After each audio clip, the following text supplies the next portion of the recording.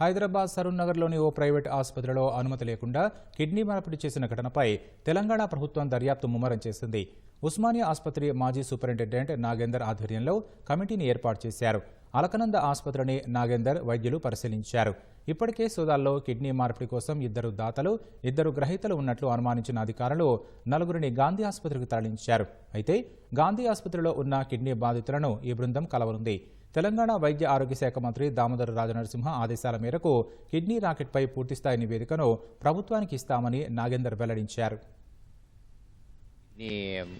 అక్రమంగా kidney transplantation చేస్తున్నారని దాని మీద మా గౌరవ మంత్రి గారు, మా అధికారులందరూ చాలా సీరియస్గా రియాక్ట్ అయ్యి ఒక కమిటీని వేయడం జరిగింది.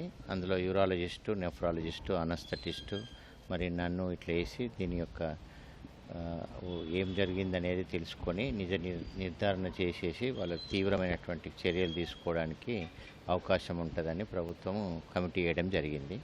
అందువల్ల ఇక్కడికి రావడం జరిగింది. ఇది హాస్పిటల్ సీజ్ చేసి ఉంది. సో గాంధీకి కూడా వెళ్ళి అక్కడ ఏం జరిగిందో వాళ్ళని కనుక్కొని రిపోర్ట్ సబ్మిట్ చేయడం జరుగుతుంది.